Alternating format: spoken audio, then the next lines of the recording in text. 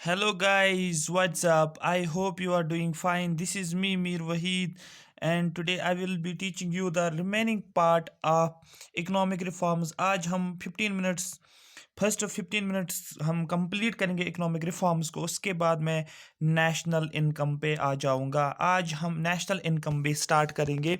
ठीक है, जीडीपी क्या होता है, एनएनपी क्या होता है, ये सब कुछ जान लेंगे हम। बेसिक चीज़ें हम जानेंगे अच्छे तरीके से, डेप्थ में पढ़ेंगे टॉपिक को। क्योंकि क्या होता है, क्योंकि जो आपके टॉपिक्स दिए गए ना मैक्रो वाले पार्ट में, यहाँ समझो आप मेरी बात।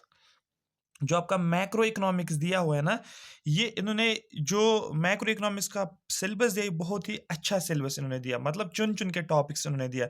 नेशनल इनकम होता है क्या, ये कैसे कैलकुलेट करते हैं, जीडीपी क्या होता है, जीएनपी क्या होता है, ये सभी चीज़ें आपको पता होना चाहिए। डोमेस्टिक किसको बोलते हैं, प्रोडक्ट किसको बोलते हैं, इनकम किसको बोलते हैं, गुड्स किनको बोलते हैं, सर्विस किनको बोलते हैं, कितने टाइप्स ऑफ जीडीपी होता है, रियल जीडीपी क्या होता है, नॉमिनल जीडीपी क्या होता है, इनकम मेथड क्या होता है, एक्सपेंडिचर मेथड क्या होता है, all the things that are related to national income, ये सब कुछ आपको पता होना चाहिए।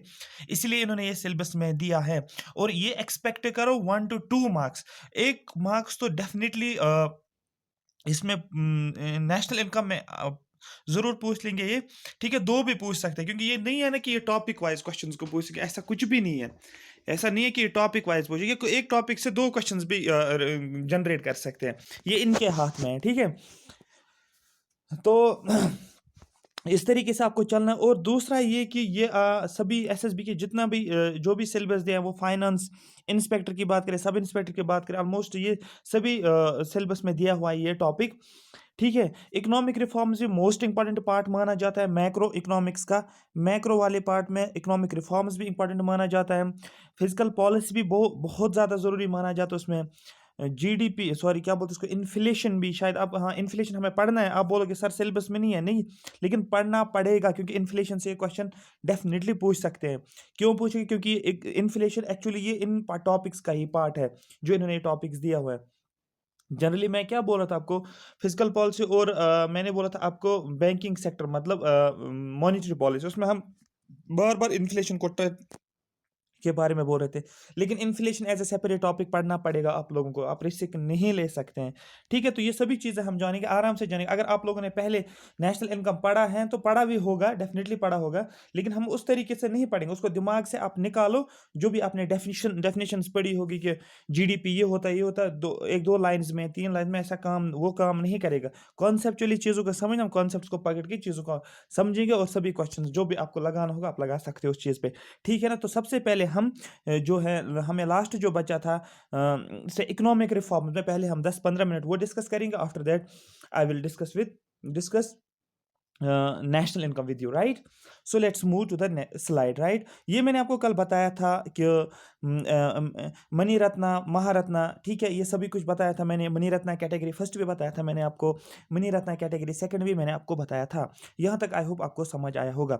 ठीक है, अगर आपको वो लेक्चर समझ आया है तो इस यहाँ पर आप इस चैनल को सब्सक्राइब करो। और दूसरा ये है कि आप जल्दी से जल्दी क्या करो, लाइक करो। ठीक है, वीडियो को। तो आज हम क्या पढ़ने वाले हैं, डिसइन्वेस्टमेंट का मतलब क्या होता है, और प्राइवेटाइजेशन क्या है। देखो 3 चीज़ें हमें यहाँ पर कंप्लीट कर दी है इसमें। एक है डिसइन्वेस्टमेंट, एक है प्राइवेटाइजेशन, और एक है क्या बोलते हैं, ग्लोबलाइजेशन। ठीक है, ये एक्चुअली ग्लोबलाइजेशन जो है ये पढ़ना ही है, क्योंकि ये मैंने पहले बोला, ये 3 टूल्स थे, लिबरलाइजेशन, प्राइवेटाइजेशन और ग्लोबलाइजेशन, जो कि इकोनॉमिक रिफॉर्म से पढ़ना है।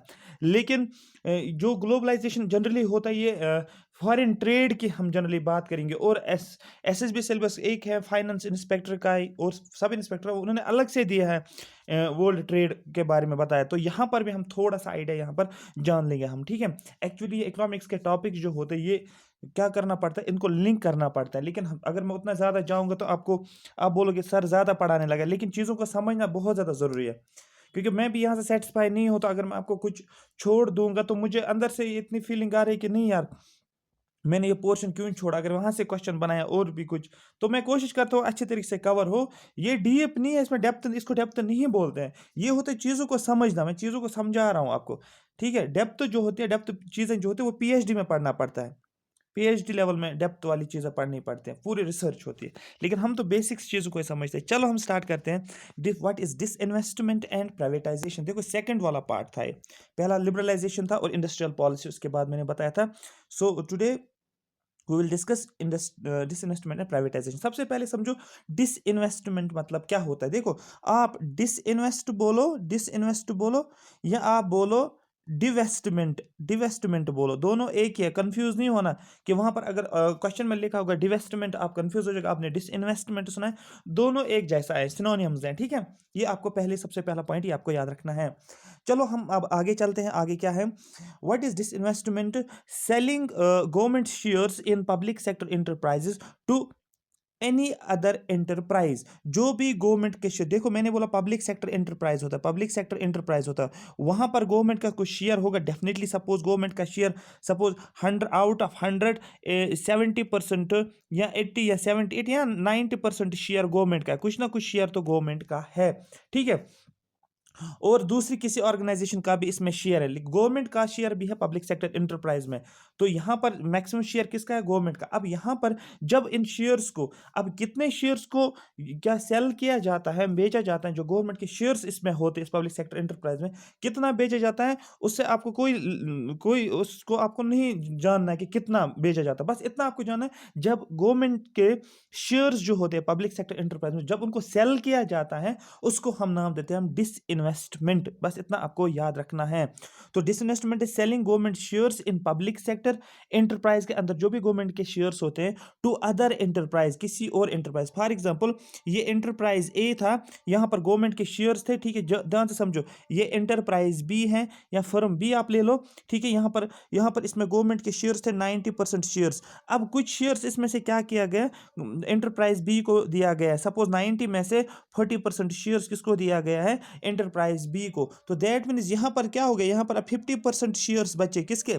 गवर्नमेंट के। किसमें? इस एंटरप्राइज ए में। इसको बोलते हैं हम डिसइन्वेस्टमेंट। मतलब आपको एसएसबी ये क्वेश्चन पूछ सकता है, selling of government shares in public sector enterprise is called as disinvestment, is called as privatization, is called as liberalization, is called as globalization। तो disinvestment मतलब गवर्नमेंट के शेयर्स को सेल किया जाता है पब्लिक सेक्टर एंटरप्राइज के अंदर, उसको बोला जाता है डिसइन्वेस्टमेंट। आई होप यहाँ तक ये बात आपको पूरी समझ आई होगी। अगर आपको ये बात समझ आई है तो लाइक बटन पे आप क्लिक करो, ठीक है। चलो, not necessary to be a private company. ये जरूरी नहीं है कि जो शेयर्स होते हैं गवर्नमेंट के पब्लिक सेक्टर एंटरप्राइज वो किसी प्राइवेट कंपनी को, सिर्फ प्राइवेट को ही बेच सकते हैं, सेल कर सकते हैं, किसी भी दूसरे एंटरप्राइज को दे सकते हैं। आप बात में मैंने अभी बोला था ये एंटरप्राइज बी मैंने लिए, ये एंटरप्राइज बी जो है ये प्राइवेट एंटरप्राइज भी हो सकता है, ये और भी कोई एंटरप्राइज हो सकता है। ये जरूरी नहीं है कि सिर्फ प्राइवेट को ही हम बेच सकते, किसी को भी जो है हम बेच रहे हैं, फिर किसको बेच रहे हैं? वो प्राइवेट ऑर्गेनाइजेशन को बेच रहे हैं या किसी और एंटरप्राइज को बेच रहे हैं। तो दैट मीन्स वहां पर उसको डिसइन्वेस्टमेंट का नाम दिया जाता है।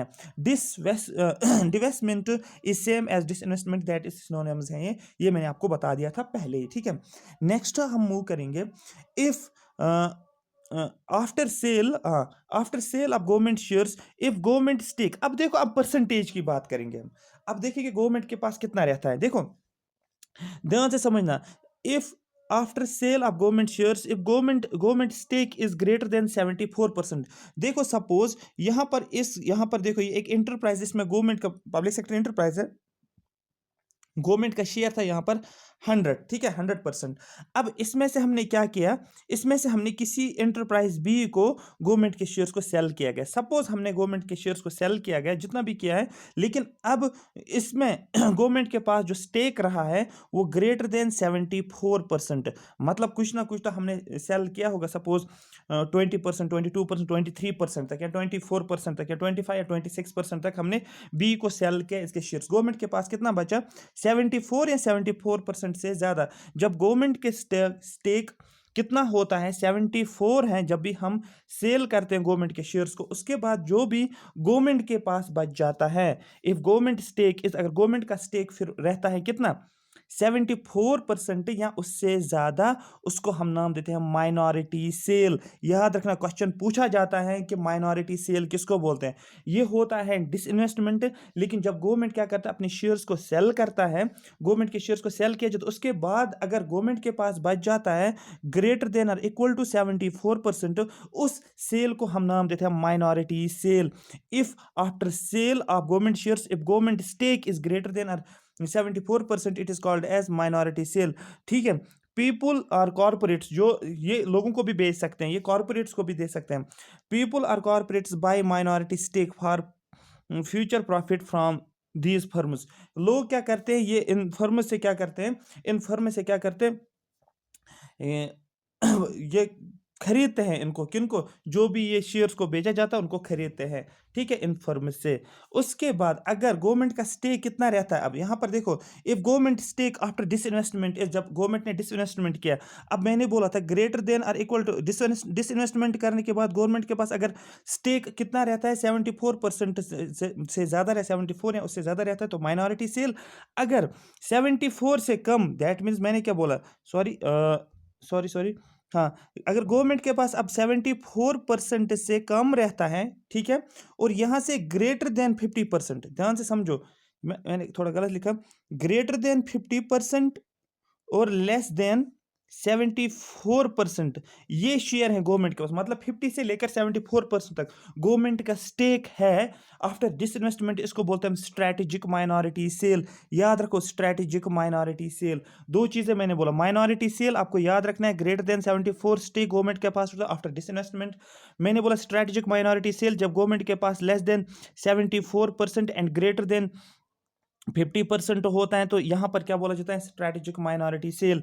गिविंग सिग्नल टू मार्केट, इससे मार्केट को क्या सिग्नल मिलता है, मार्केट को ये सिग्नल मिलता है, ठीक है, giving signal to the market that they will be living in the long run.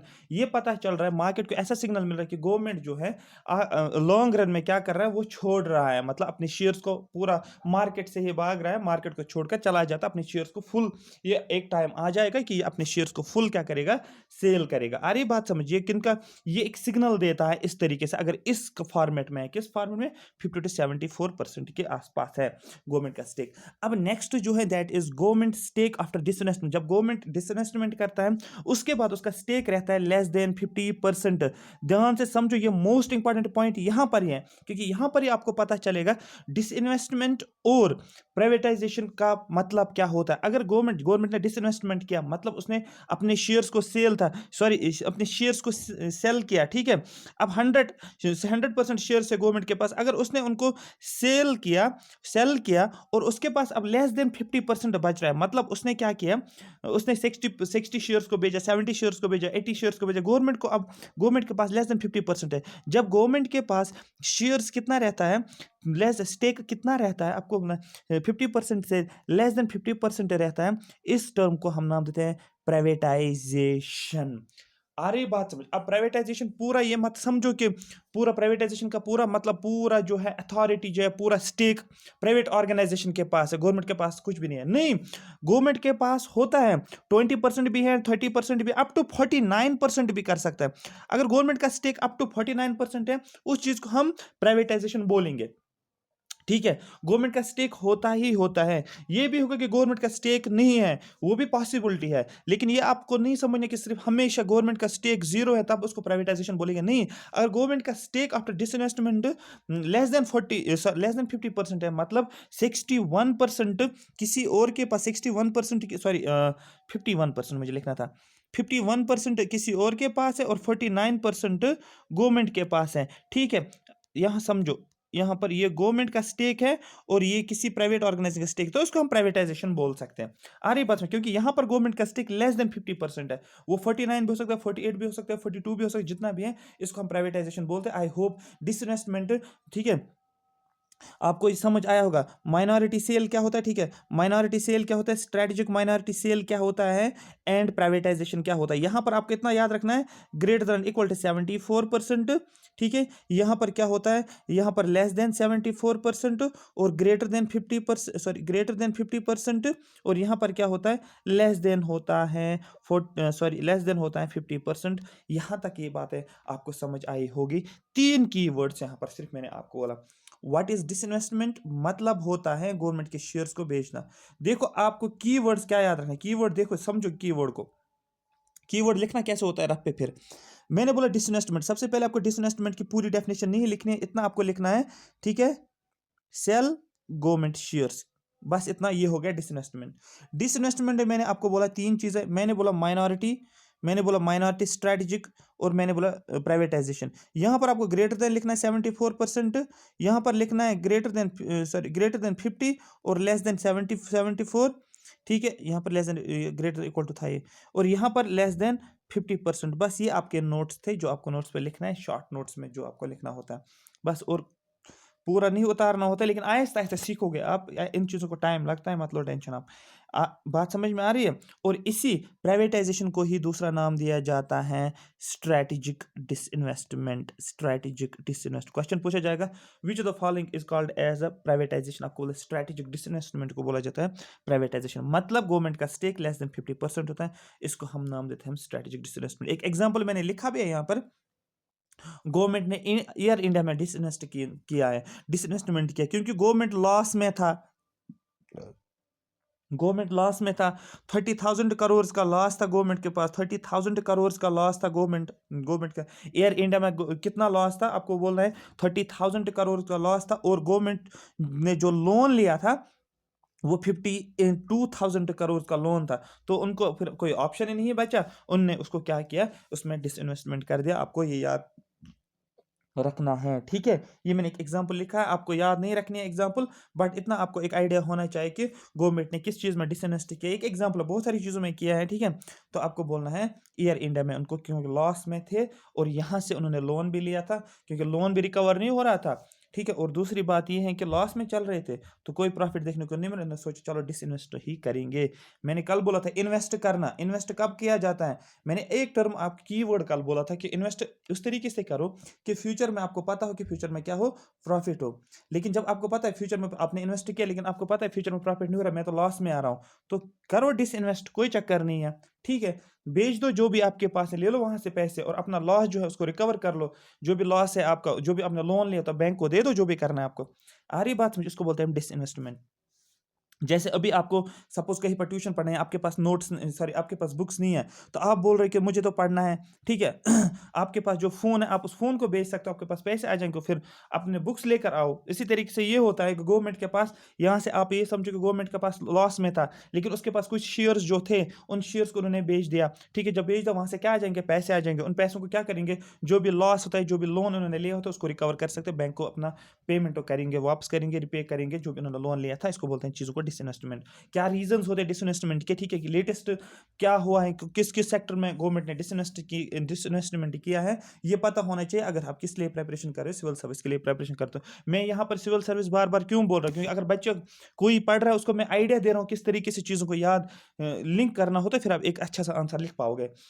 कुछ बात समझ में आ रही है। तो यहाँ पर मैं यही बोल रहा हूँ, अगर आपको लेटेस्ट कोई इन्फॉर्मेशन है न्यूज़पेपर पे, यहाँ पर ही न्यूज़पेपर काम करता है। अगर आप न्यूज़पेपर डेली पढ़ रहे हो, आपने देखा गवर्नमेंट ने किसी सेक्टर में डिसइन्वेस्टमेंट किया है, तो वो एग्जाम्पल आपको अपने नोट्स में डालना होता है, फिर जब आंसर राइटिंग लिखनी होती है वहाँ पर वो पॉइंट डालना होता है, तो आपका आंसर जो है वहाँ बिल्कुल डिफ्रेंशिएट हो जाता है as compare to other student से, ठीक है। तो वहाँ पर क्योंकि फैक्चुअल तो सबको पता होता है, या डेफिनेशन तो डिसइन्वेस्टमेंट का सब लिखते हैं, लेकिन एग्जाम्पल क्या है वो वहाँ पर मैटर करता है, ठीक है। चलो हम आगे चलते हैं।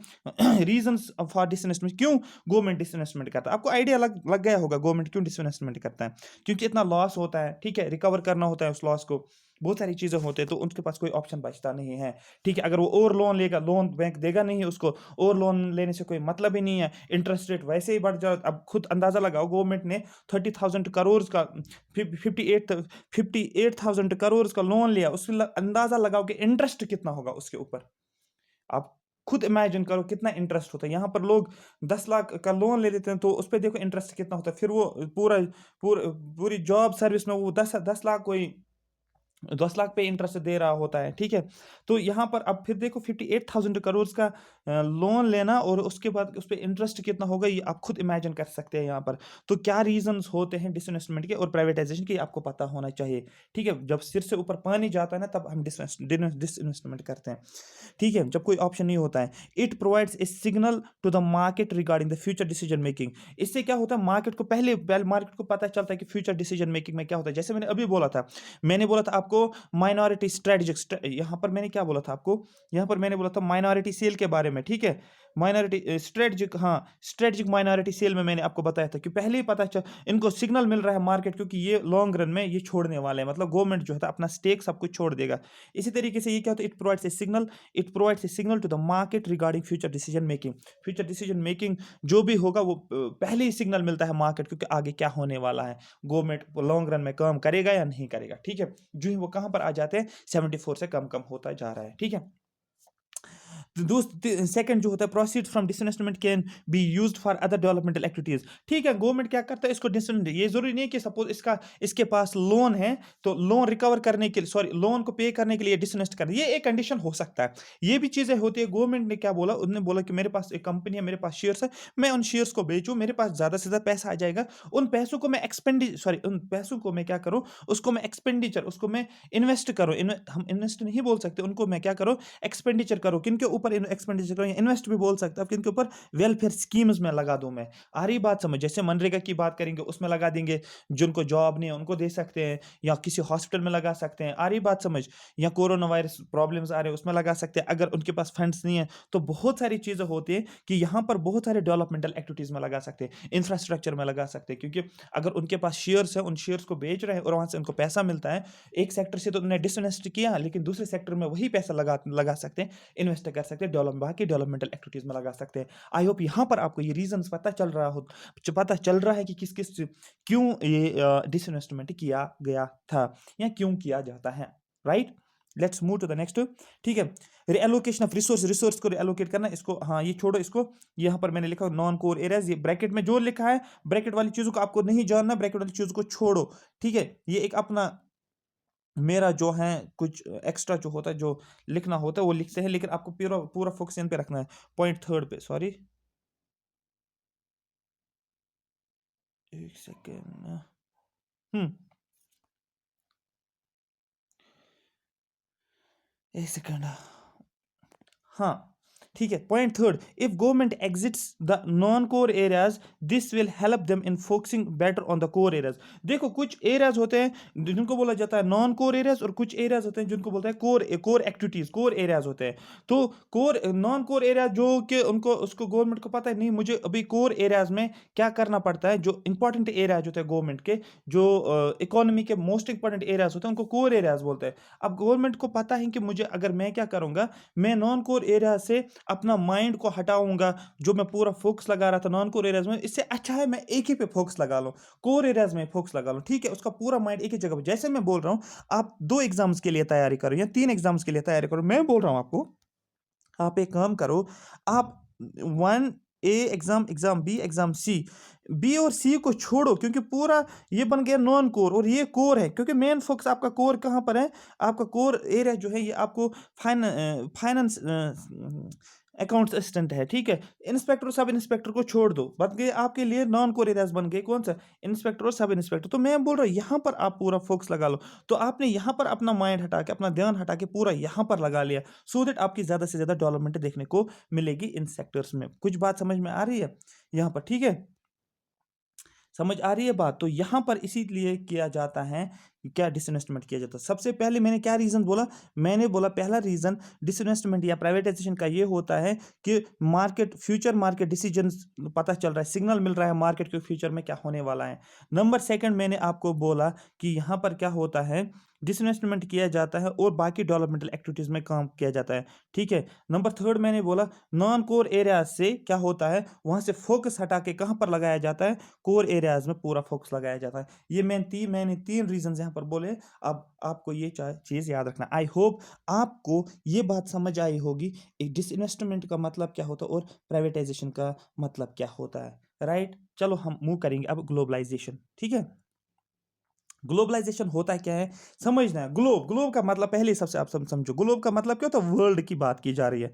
ठीक है, हम बोल रहे हैं ना ग्लोब आपने देखा है, मतलब पूरा वर्ल्ड आपने देखा है, तो उसको बोलते हैं हम ग्लोबलाइजेशन। अब देखो क्या होता है एक्चुअली ग्लोबलाइजेशन, आप कैसे करो, क्यों किस तरीके से हम बोल रहे हैं कि ग्लोब की बात यहाँ पर, मतलब कि पूरा वर्ल्ड जो है उसको इकट्ठे करना है। जब तक आप ट्रेड नहीं करोगे उनके साथ, जब तक आप उनको अपने मार्केट में अलाउ नहीं करोगे, जब तक आप वहाँ पर चीज़ों को नहीं बेच सकते जो कि आपके यहाँ पर है। अगर इंडिया में कोई प्रोड्यूस हो रहा है, आपको बहुत ज़्यादा प्रोडक्शन हो रही है उसकी, उससे अच्छा है ना, ठीक है, प्रोडक्शन हो रही है तो सेल्फ सफिशिएंट हो आप उसमें। एक तो इंडियंस भी जो पॉपुलेशन है वो भी खा लेते हैं, और दूसरा ये कि आपको बच भी जाता है। तो उससे अच्छा है ना, आप एक काम करो, आप उस चीज़ को एक्सपोर्ट करो। ठीक है, यूएसए में उसका मार्केट लेकर आओ, यूएसए में उसको एक्सपोर्ट करो। ठीक है, यूएसए को एक्सपोर्ट करो, वहाँ से क्या आ जाएंगे, यूएसए से आपको पास डॉलर्स आ जाएंगे, और वो किस में चले जाएंगे वो डॉलर्स, जो आपका financial reserve, sorry foreign exchange reserve होते हैं आपके पास, यहाँ पर डॉलर्स आ जाएंगे। आई होप यहाँ तक ये बात आपको समझ आई होगी। लेकिन ये तभी पॉसिबल है जब आप क्या करोगे, इस मार्केट को एलो करोगे, जब आप यूएस मार्केट को एलो करोगे। ठीक है, जब आप इनके साथ ट्रेड टाइज बना लोगे, किनके साथ, यूएसए के साथ,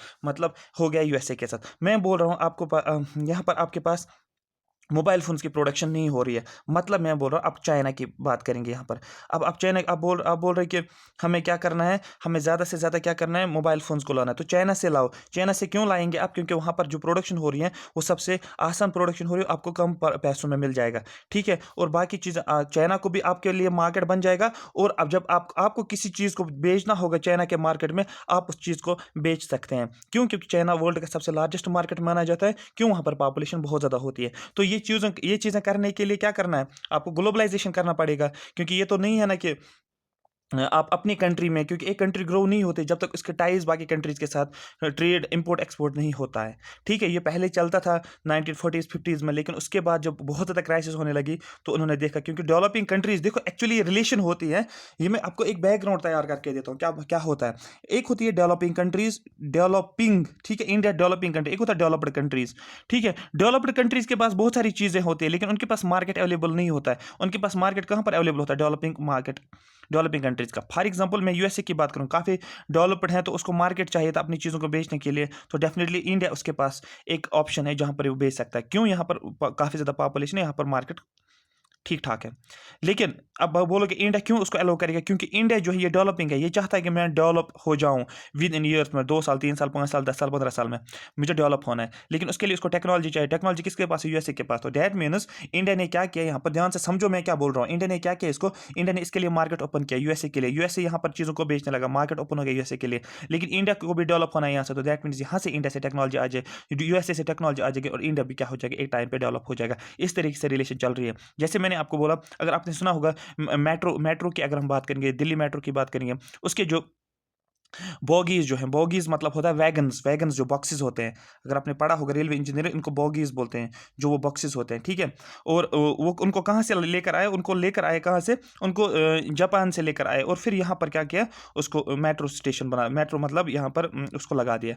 तो दैट मीन्स टेक्नोलॉजी कहाँ से लाई गई है, वर्कर्स कहाँ से लाए गए हैं, उसको बोलते हैं हम ग्लोबलाइजेशन। ये ज़रूरी नहीं है कि सिर्फ आप चीज़ों को इम्पोर्ट एक्सपोर्ट करो, नहीं, लेबर फोर्स है उसको भी एक्सपोर्ट करो, उसको भी इम्पोर्ट एक्सपोर्ट कर सकते हो। टेक्नोलॉजी है उसको भी इम्पोर्ट एक्सपोर्ट कर सकते हो। कुछ चीज़ों को, कमोडिटीज़ है, कमोडिटीज़ जो है उनको इम्पोर्ट एक्सपोर्ट कर सकते हो। वो पूरा किस में आ जाता है, ग्लोबलाइजेशन में। तो अब आई होप आपको ये चीज़ें समझ आई होगी ग्लोबलाइजेशन का मतलब क्या है। अब हम यही जानेंगे यहाँ पर होता क्या है। More interaction, sorry more interaction and more interdependence among different countries through movement of commodities, investment and people. Commodities को मूव करते हैं, फॉर एग्जाम्पल प्रोडक्ट्स को मूव करना from India to China, from India to Japan, ठीक है, from India to USA, बहुत सारी countries हैं वहाँ पर आप ये चीज़ कर सकते हो। तो दैट में मूवमेंट ऑफ कमोडिटीज़, इन्वेस्टमेंट आप कर सकते हो किसी और कंट्री में। जैसे यहाँ पर कंपनीज हैं, मैं आपको बोल सकता हूँ फॉर एग्जांपल नाइकी कंपनी है यहाँ पर, या मैं आपको बोल सकता हूँ आईफोन की कंपनी है यहाँ पर। तो दैट मीन्स वो फॉरेन कंपनीज, तो लेकिन वो क्या करते हैं, वो इन्वेस्टमेंट करते हैं इंडिया में। ठीक है, यहाँ लोग जो होते हैं, फॉर एग्जाम्पल यहाँ का वर्क फोर्स जो है, यहाँ के इंजीनियर जो होते हैं वो बाहर काम करते हैं। ठीक है, यहाँ बाहर के इंजीनियर जो है इंडिया में काम करते हैं, या डॉक्टर जो होते हैं। ठीक है, तो इसका मतलब लोगों को आप क्या करो, लोग लोग मूव करें एक कंट्री से दूसरी कंट्री, या कमोडिटीज़ को मूव करने के लिए, या आप किसी और कंट्री में इन्वेस्ट कर रहे हैं, उसको बोला जाता है ग्लोबलाइजेशन। यही मैंने डेफिनेशन लिखी है, लेमैन डेफिनेशन है, और आपको यही डेफिनेशन एग्जाम में मेंशन करना है और पता भी होना चाहिए आपको। मोर इंटरेक्शन, ज़्यादा से ज़्यादा interaction and more interdependence among different countries through movement of commodities, investment and people. आ रही बात समझ? कोई भी आईफोन आप मंगवा रहे हो, वो आईफोन अभी तक इंडिया में नहीं आया होता है। अगर कोई नए वर्जन आता है, तो अगर आपका कोई फ्रेंड वेंड है यूएसए में, तो आप उससे मंगवा सकते हो, आप ला सकते हो यहाँ पर। तो दैट मीन्स आप वहां से चीजों को ला सकते हो, वो मूवमेंट ऑफ कमोडिटी हो गया। आ रही बात समझ? तो ग्लोबलाइजेशन ऑकर्स इन 2 फेजेस, आपको याद रखना ग्लोबलाइजेशन 2 फेजेस में हो चुका था, ठीक है। ऑकर्ड इन 2 फेजेस, आपको याद रखना है 1830 में अप टू 1910 में। ये बहुत कम लोगों को पता होता है, लेकिन आप समझो ये एक्चुअली हिस्ट्री का पार्ट है। यहाँ पर ग्लोबलाइजेशन 2 फेज में किया गया था। एक आपको याद रखना है 1830 से लेकर 1910 में, ये बात आपको याद रखनी है। हुआ क्या था एक्चुअली? कॉलोनाइजेशन, मैंने पहले ही बोला था, कॉलोनीज बनी थी यहाँ पर, क्योंकि क्या बोलते हैं इसको, यहाँ पर ब्रिटेन में क्या था, इंडस्ट्रियल रेवोल्यूशन हुआ था। वहाँ पर क्या थी इंडस्ट्रीज थी उनके पास, लेकिन उनके पास रॉ मटेरियल नहीं था, उनके पास लेबर नहीं था। वो कहाँ से लेकर आएंगे? वो किसी न किसी कंट्री से तो लेकर आएंगे। तो उन्होंने क्या किया, उन्होंने कॉलोनीज बनाना शुरू कर दिया इंडिया में। उन्होंने कॉलोनीज बनाना कहाँ पर शुरू कर दिया? अफ्रीका में शुरू कर दिया। उन्होंने कॉलोनीज बनाना कहाँ पर यूज़ किया? यूएसए में कॉलोनीज बनाना शुरू। कॉलोनीज मतलब अपना डेरा लगा दिया है वहाँ पर, और वहाँ पर रहने लगे, और वहाँ पर क्या करने लगे, लोगों को एक जगह से दूसरी जगह मूव कराने लगे। आ रही बात समझ? कमोडिटीज़ को, रॉ मटेरियल को, ठीक है। ये हो गया पहला फेज, या इसको आप इंपेरियलिज्म का भी नाम बोल सकते हैं, ठीक है। और दूसरा क्या है, आजकल आज का टाइम जो है, जिसको मॉडर्न डे ग्लोबलाइजेशन बोलते हैं। जनरली हम 92 की बात हम कर रहे हैं। कुछ बात समझ में आ रही है? तो 2 फेजेस में हम ग्लोबलाइजेशन को डिस्कस कर रहे हैं। One is the one is the 1830 से लेकर 1910 की बात करेंगे, ठीक है। जब क्या हुआ था, 1990 पार्लियामेंट रिफॉर्म आया था, वहां तक आप याद रखो इसको, ठीक है। और उसके बाद मैंने क्या बोला, modern day globalisation. Modern day globalisation देखो क्या होता है। 1910 से लेकर 1945 तक क्या हुआ था, ठीक है। वर्ल्ड वार पीरियड चल रहा था। जनरली इस पीरियड में 1910 से लेकर 1945 में 2 वर्ल्ड वार हो गए, वर्ल्ड वार फर्स्ट और वर्ल्ड वार सेकंड। जो सभी कंट्री जब पूरा वर्ल्ड वार में लगा होगा, तो क्या जो उन्होंने टारगेट रखा होगा, क्या वो टारगेट अचीव हो जाएगा? नहीं, कोई टारगेट अचीव नहीं होगा। तो यहाँ पर आप फर्स्ट वर्ल्ड वार और सेकंड वर्ल्ड वार की बात कर सकते हो। और first world war, second world war में कंट्रीज एंगेज रही, तो उतना इफेक्टिव नहीं रहा ये ग्लोबलाइजेशन का पीरियड। दैट मीन्स यहाँ पर ये इतना प्रोडक्टिव नहीं रहा। आपको ये बात समझनी है यहाँ पर, ठीक है। नथिंग हैपनेड, इसका मतलब यही था। उसके बाद क्या हुआ, वर्ल्ड वार खत्म हो गया। उसके बाद इंटरनेशनल किसको बोला, यूएनओ, यूनाइटेड नेशंस ऑर्गेनाइजेशन बनाया गया, और यूनाइटेड नेशन ऑर्गन के डिफरेंट बॉडीज बन गई, ठीक है। ठीक है। वर्ल्ड ट्रेड ऑर्गेनाइजेशन को बनाया गया है, ठीक है। IBRD, international bank for reconstruction development, बहुत सारी ऑर्गेनाइजेशंस बनी हैं आफ्टर 1995 के बाद, जब वर्ल्ड वार खत्म हो गया, यूएनओ की फॉर्मेशन हो गई है, ठीक है। 1945 से लेकर 1960 तक, याद रखो 1945, ध्यान से समझो, 1945 1960। आप बोलोगे सर आप ये क्यों बोल रहे हैं? क्योंकि ग्लोबलाइजेशन है ही है, इसके अलावा मैं कुछ पढ़ा ही नहीं सकता हूँ आप लोगों को। बाकी जो बुक से डेफिनेशन होती है उसमें क्या निकलेगा, डेफिनेशन तो डायरेक्टली पूछेंगे नहीं, ठीक है। Countries divide into 3 parts, countries को 3 पार्ट्स में डिवाइड किया गया। देखो 1945 से लेकर 1960 तक आपको पता होना चाहिए थोड़ा सा इसका background. First country, second country और थर्ड कंट्री, 3 पार्ट्स में। पहले फर्स्ट पार्ट होता है, सेकंड पार्ट होता है, थर्ड पार्ट। फर्स्ट कंट्रीज को बोला जाता है कैपिटलिस्ट कंट्रीज। उसमें यूएस और इसके अलाइज होते हैं। एक यूएस है और उसके साथ बाकी जो भी अलाइड कंट्रीज जो थे, बाकी अलाइज जो थे, वो कैपिटलिस्ट आइडियोलॉजी पे थे। अब मुझे कैपिटलिस्ट यहाँ पर नहीं बोलना है, वो आपको पता होगा, ठीक है।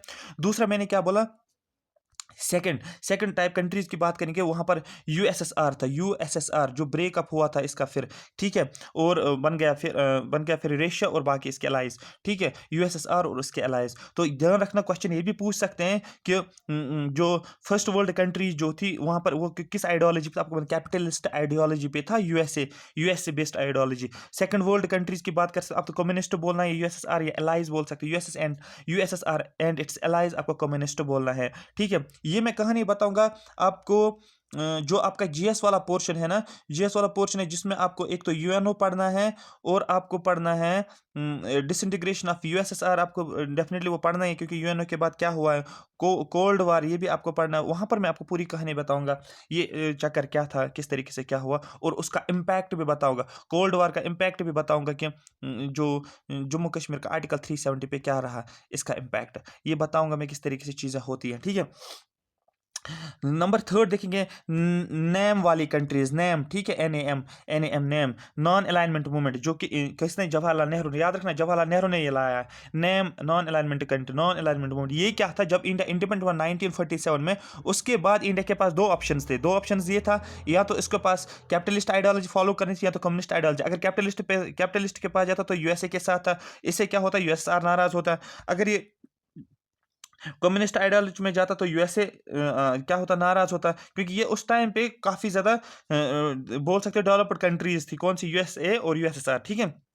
इनके बीच में यूएस और यूएसआर में क्या चल रहा था, कोल्ड वॉर चल रहा था। और इसने बोला कि अगर मैं इसकी तरफ जाऊं, किसकी तरफ, यूएसए की तरफ जाऊं, ये एक इनके दिमाग में आया था। जवाहरलाल नेहरू मामूली प्राइम मिनिस्टर नहीं था, वो काफी ज्यादा इंटेलेक्चुअल था, बहुत ज्यादा इंटेलेक्चुअल, ये बात समझो, क्योंकि उसके माइंड में आया अगर मैं यूएसए की तरफ जा रहा हूँ, क्या पता कल यूएसए ने फिर से कॉलोनीज बनानी शुरू कर दी, मुश्किल से हमने ब्रिटेन से छुटकारा पाया, क्या पता अगर हम यूएसए का ये अप्रोच हम अडॉप्ट करेंगे तो आहिस्ता आहिस्ता ये हमारे ऊपर आएंगे, ठीक है, फिर से कॉलोनीज बना सकते हैं, हमारे ऊपर प्रेशर डालेंगे, क्योंकि कंट्री वीक थी इंडिया उस टाइम पे जब इंडिपेंडेंस हुआ।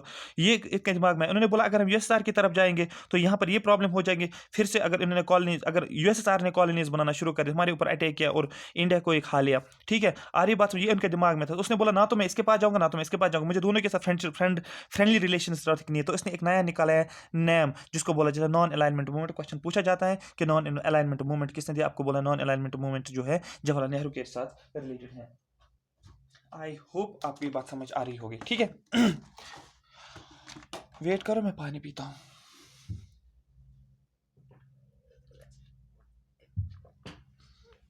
हाँ चले, ये हो गया, ठीक है।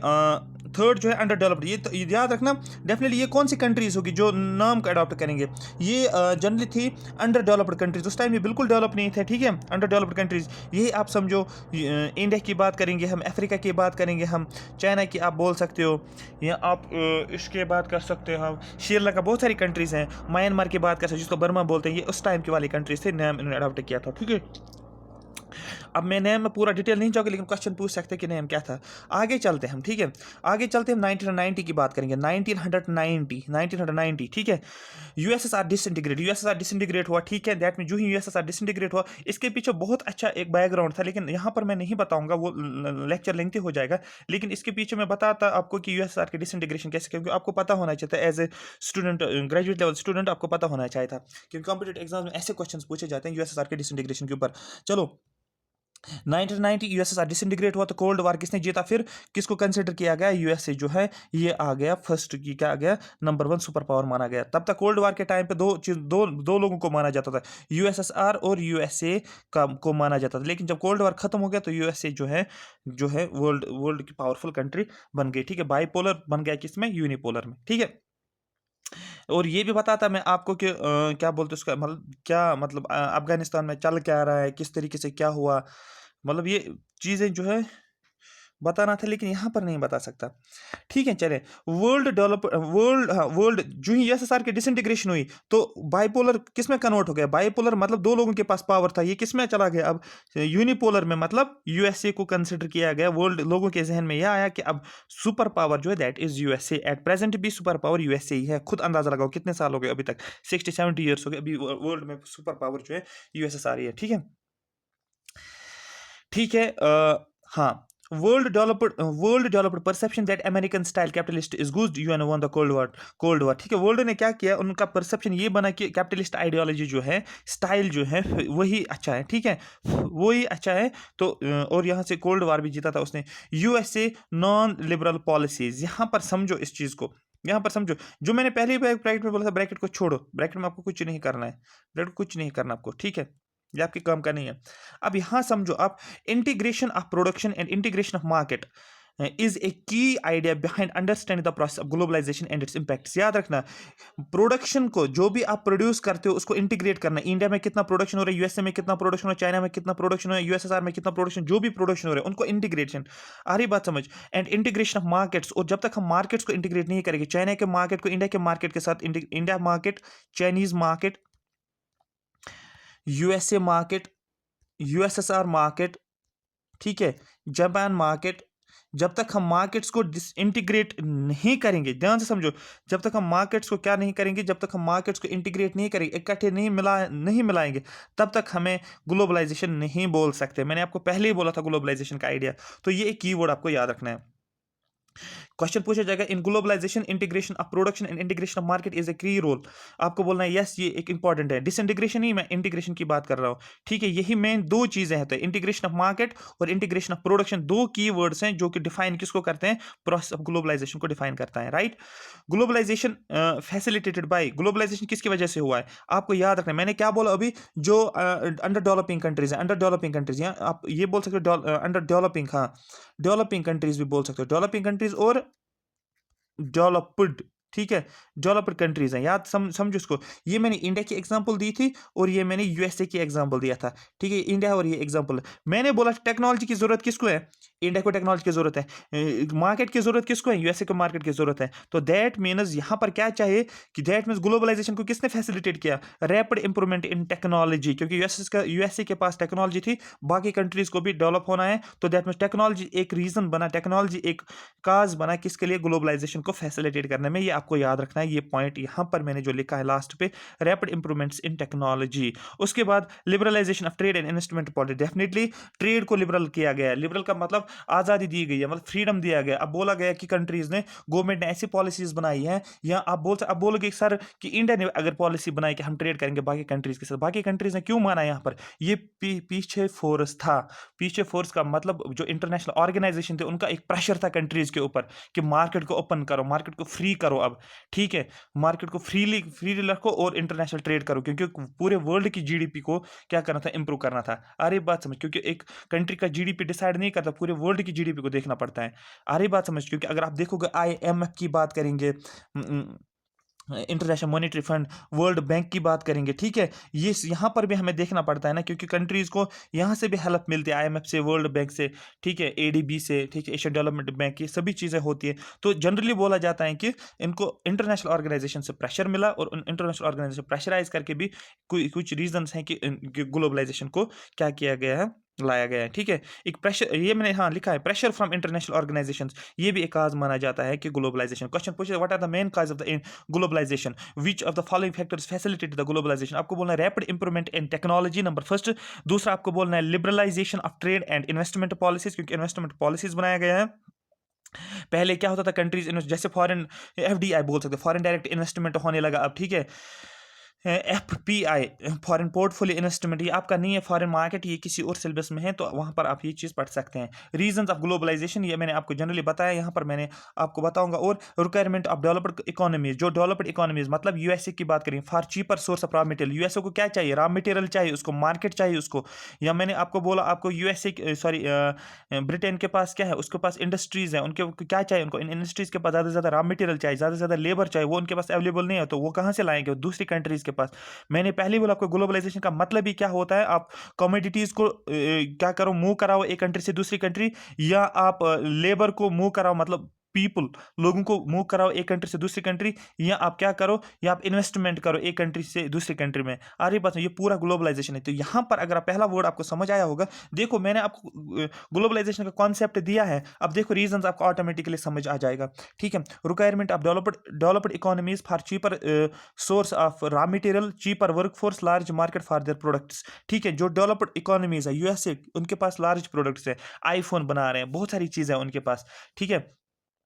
मैं एक एग्जांपल दे रहा हूँ, हर एक चीज़ उनके पास है, लेकिन अब वो अपने मार्केट में तो भेजेंगे, ठीक है, तो लेकिन बाकी भी उनके पास हैं, ठीक है। ये चाहते हैं कि हमारे पास एक और मार्केट होना चाहिए, बहुत बड़ा मार्केट होना चाहिए, तो ये इंडिया में बेचेंगे, चाइना में भेजेंगे, यूएसएसआर में भेजेंगे, पूरे वर्ल्ड में भेज सकते हैं, ठीक है। तो दैट मीन्स ये भी एक रीज़न बना ग्लोबलाइजेशन के कि डेवलप्ड कंट्रीज़ को मार्केट चाहिए। अब आप बोलोगे सर कि ये ज़रूरी नहीं है कि जो डेवलपिंग कंट्रीज़ है वो मान जाए, इंडिया मान जाए कि यूएसए अगर यहाँ पर हमारे मार्केट में आ जाए, कि ये क्यों अलाउ करेगा यूएसए मार्केट को यहाँ पर, क्योंकि अगर इंडिया उससे अच्छा है खुद ही प्रोडक्ट बना ले फिर इंडियन मार्केट में भेजे, ऐसा क्वेश्चन आ जाता है ना। लेकिन यहाँ पर इंडिया तो कर सकता है वो डेफिनेटली, लेकिन टेक्नोलॉजी नहीं है ना, तो टेक्नोलॉजी के मतलब ये भी मजबूर है, टेक्नोलॉजी है नहीं, टेक्नोलॉजी यूएसए के पास है। यूएसए इसको बोल रहा है, अगर ये बोल रहा है यूएसए को मुझे टेक्नोलॉजी आपकी चाहिए, ठीक है, यूएसए बोल रहा है ठीक है, यूएसए बोल रहा है इसको चलो ठीक है मैं आपको टेक्नोलॉजी देता हूँ, लेकिन एक शर्त पे, ये इंडिया है, ये इंडिया, ध्यान समझो। इंडिया को टेक्नोलॉजी चाहिए, सिर्फ और सिर्फ टेक्नोलॉजी। ये इसको नहीं बोल रहा है, ये इसको इंडिया बोल रहा है इसको, ठीक है मैं आपको पैसे देता हूं, मुझे टेक्नोलॉजी चाहिए। यूएसए बोल रहा है इसको, मुझे पैसों की जरूरत ही नहीं है, मुझे अपना मार्केट दे दो।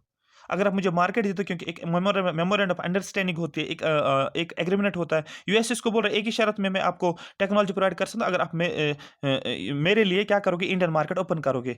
तो अगर वो इंडिया अगर बोलेगा नहीं, इंडियन मतलब इंडियन गवर्नमेंट बोलेगा नहीं मैं आपको अलाउ नहीं कर, वो बोलेगा मैं भी टेक्नोलॉजी नहीं दूंगा, बात खत्म। बस यही बात है। लेकिन इंडिया को चाहिए यहाँ से टेक्नोलॉजी को डेवलप होना ही होना है, तो ये इसको ओपन करता है, इसके लिए मार्केट और इसको टेक्नोलॉजी मिलती है। आ रही बात समझ? इस तरीके से हम इसको जान सकते हैं। Number second, requirement of developing economies for more capital. Developing economies को चाहिए कैपिटल, ज्यादा से ज्यादा इन्वेस्टमेंट होना चाहिए। फॉरेन एफडीआई, मैंने बोला एफडीआई, ज्यादा से ज्यादा एफडीआई होना, फॉरेन डायरेक्ट इन्वेस्टमेंट होना चाहिए। क्योंकि इंडिया के पास जब तक क्योंकि डेवलपिंग कंट्री के पास जब तक एफडीआई नहीं होगा ना, तब तक उसका डेवलप होना बहुत मुश्किल होता है, उसका टाइम लगेगा। अगर वो 10 साल में डेवलप होना चाहता है तो अगर एफडीआई आएगा तो 10 साल में हो जाएगा, लेकिन अगर वो नहीं आएगा तो वो 20 साल 30 साल लगेगा उसको। ठीक है, तो ये भी जानना होता है। Requirement of developing economies for more capital. Developing economies मतलब इंडिया की बात की जाए, उसको ज्यादा कैपिटल की जरूरत है, टेक्नोलॉजी की जरूरत है, and market of developed world achieve prosperity. And ठीक है, आपको पता है मार्केट जो डेवलप्ड वर्ल्ड जो है वहाँ की मार्केट में ऑलरेडी प्रॉस्पेरिटी है। Improvement in communication and transport and technology, ज्यादा से ज्यादा कम्युनिकेशन की जरूरत होती है, तो ये भी एक आज माना जाता है। Which made global setup more convenient. For example with internet comes Gmail, internet की वजह से जीमेल आ गया, फिर ईमेल्स आ गए, which reduce communication cost. Generally हमें क्या करना पड़ता था, लेटर को भेजना पड़ता था, फिर लेटर को टाइम भी लगता था। एक सपोज अगर हमें कोई चीज़ बाहर भेजना था, ठीक है हम लेटर लिखते थे, फिर लेटर का रिप्लाई आता था, उसको 1 महीना लगता था पहुंचने वहां पर, फिर वहां से रिप्लाई आना, तब तक टाइम भी लगता था और कॉस्ट भी लगता था। लेकिन टेक्नोलॉजी इंप्रूवमेंट इतना हो गया कि कम्युनिकेशन सिस्टम आ गया, इंटरनेट फैसिलिटी आ गई, फिर जी मेल्स एक सेकंड के अंदर अंदर मेल्स को चेक किया जाता है, ट्रांसपोर्ट फ़ोन कॉल्स आ गए, कम्युनिकेट कर सकते हैं हम इजीली, फ़ोन पे बात कर सकते हैं, ये चीज़ भेजो, ठीक है आपको कोई बुक लानी होती है आप जनरली ऑर्डर करते हो, ठीक है वहाँ से भी इस तरीके से आप देख सकते हो इंप्रूवमेंट कितना मिल रहा है। Financial innovation in stock market and bond market. Stock market में ज़्यादा से ज़्यादा क्या देखने को मिला, इन्वेस्टमेंट देखने को मिला, which promotes global flow of funds. Global flow of funds देखने को मिला कहाँ पर, स्टॉक मार्केट्स में या बॉन्ड मार्केट्स में, ठीक है। बेनिफिट्स क्या है, large increase in global saving and investment, ज़्यादा से ज़्यादा क्या होने लगा, ग्लोबल ज़्यादा से ज़्यादा सेविंग होने लगी कंट्रीज़ में, और ज़्यादा से ज़्यादा इन्वेस्टमेंट भी देखने को मिल रहा है। Maximum number of people have uplifted out of poverty. Main reason ये भी था कि पॉवर्टी की वजह से, पॉवर्टी भी था, लेकिन जब ये इंटरनेशनल ग्लोबल ट्रेड होने लगा तो ज़्यादा से ज़्यादा पॉवर्टी से लोग बाहर आ गए, ठीक है। Large increase in GDP of the world GDP, overall GDP increase हो गया। आई होप यहाँ तक आपको ये बात समझ आई होगी। ग्लोबलाइजेशन का मतलब क्या था, ये कंप्लीट हो गया आपका इकोनॉमिक रिफॉर्म्स। अब क्वेश्चन लगा दो, जितने क्वेश्चंस लगाने हैं पीडीएफ को पढ़ो, क्वेश्चंस को लगा दो, जो नया क्वेश्चन मिल जाएगा उसको आप नोट डाउन करो, अपने नोट्स पे काम खत्म, ठीक है। इससे ज़्यादा कंटेंट पढ़ने की ज़रूरत नहीं है आपको, ना तो आपको मिल जाएगा इतना कंटेंट इकट्ठे एक ही जगह पर, फिर आपको बहुत सारी बुक्स पढ़नी पड़ेगी, फिर उसको अंडरस्टैंड करना है। 10 दिन लगेंगे एक टॉपिक को पढ़ने में, फिर पढ़ते जाओ अगर वो भी करना है। लेकिन मैं बोल रहा हूँ इतना सफिशिएंट है, क्वेश्चंस को लगा लो सिर्फ। एसएसबी में क्वेश्चन बेसिक क्वेश्चंस पूछता है, अगर आपको इतनी नॉलेज है ना, ये इन्फॉर्मेशन आपको मिल रही है, आप आंखें बंद करके एसएसबी के क्वेश्चंस को कर सकते हो। थोड़ा सा क्वेश्चंस को वहां पर फोकस रखना, ये क्या कह रहा है, जल्दी नहीं करना। 1 मिनट होता है, 1 मिनट में सोचना होता है। 30 सेकंड्स में सोचो, फिर 5-6 सेकंड्स में सर्कल कर सकते हो क्वेश्चन को। 1 मिनट तभी दिया होता है, तो आप सभी क्वेश्चन लगा सकते हो। आप केएस का एग्जाम दे दो, सभी क्वेश्चन लगा सकते हो। आप लिख भी सकते हो मेंस में, ग्लोबलाइजेशन पे इकोनॉमिक रिफॉर्म में आंसर लिख सकते हो। बस कंडीशन एक है, न्यूज़पेपर को फॉलो करना और देखना है चल क्या रहा है। आपके लिए थोड़े एग्जाम्पल जनरेट हो जाएंगे, वो आप लिख सकते हो, ऐसे राइटिंग में लिख सकते हो, जो भी करना है आपको, ठीक है। अब यहां पर देखो, मैं आज स्टार्ट नहीं करूंगा, क्या स्टार्ट नहीं करूंगा, मैं स्टार्ट नहीं करूंगा ये चैप्टर, लेकिन मैं बताऊंगा क्या पढ़ने वाले हैं हम कल 2-3 दिनों में। मैं नहीं चाहता हूं कि मैं कोई चीज़ छोड़, आराम से पढ़ेंगे हम, लेकिन अच्छे से कंप्लीट टास्क हम करेंगे। नेशनल इनकम की बात आपके सिलेबस में दिया है, नेशनल इनकम, इसमें आपको जीडीपी पे पढ़ना है। यहाँ पर आप देख सकते हो अंडरस्टैंडिंग जीडीपी, ठीक है, अंडरस्टैंडिंग जीडीपी, ठीक है, क्या होता है ग्रॉस भी समझाऊंगा, डोमेस्टिक क्या होता है, प्रोडक्ट क्या होता है, मेथड्स ऑफ जीडीपी कैलकुलेशन, ये भी हम पढ़ेंगे, ठीक है। सॉरी, ये भी हम देखेंगे क्या होता है जीडीपी, क्या होता है एक्सपेंडिचर मेथड, ये सभी चीजें देखो। एसएसबी में ऐसे क्वेश्चंस पूछते हैं, व्हाट आर द मेथड्स, आपको सिर्फ मेथड्स का नाम है, लेकिन जब आपको कॉन्सेप्ट भी पता होगा एक्सपेंडिचर मेथड क्या है, तो दैट मींस आपको ऑटोमेटिकली वो क्वेश्चन याद ही हो जाएगा ना। फिर जब वहां पर एनएनपी क्या होता है, नॉमिनल इनकम, रियल इनकम क्या होता है, sorry nominal GDP, real GDP क्या होता है, जीडीपी डिफ्लेटर क्या होता है, पर्सनल इनकम, ये सब जानेंगे हम, ठीक है। और ये डेफिनेशन, एक बुक की डेफिनेशन मैंने देखी, ये भी मैंने लेकर आया हूँ, ठीक है, ये हम कल कंप्लीट करेंगे। आई होप यहाँ तक आपको ये बात समझ आई होगी। अगर आपको ये समझ आया तो ज़्यादा से ज़्यादा शेयर शेयर करो और लाइक करो और अपने कमेंट सेक्शन में मेंशन करो आपको ये सेशन कैसा लगा। क्या आपको इकोनॉमिक रिफॉर्म्स अब अच्छा कंटेंट है आपके पास? यही मैं बोल रहा था, थ्रेशोल्ड लेवल पे लेकर जाना। मैं क्यों बोल रहा था, एक बार मैंने आपको बोला था प्रिपरेशन तब बोला जाता है प्रिपरेशन, जब आपके पास कंटेंट इतना ज़्यादा आप अपनी प्रिपरेशन को थ्रेशोल्ड लेकर जाते हो। थ्रेशोल्ड पे आ गए ना आपको, मतलब कंटेंट आपके पास है ना और एक दो बार रिवाइज किया, आपको कोई एग्ज़ाम नहीं ड्रॉप होगा, आप हर एग्ज़ाम में क्वालिफाई करोगे। ये बात हमेशा याद रखो, ये मैं गारंटी देता हूँ। थ्रेशोल्ड पे इसलिए लिया जाता है क्योंकि जब तक आपके पास एक फुल फ्लेज नॉलेज नहीं होगी एक पर्टिकुलर टॉपिक के अंदर, टिट-बिट्स पढ़ के जाओ तो फिर पूरी उम्र लगेगी क्वालिफ़ाई करने में, ठीक है? Thank you so much for watching me. Like करो, सबसे पहले लाइक करो क्योंकि आप फिर भूल जाते हो लाइक करना, तो लाइक करो सबसे पहले। Thank you so much for watching me.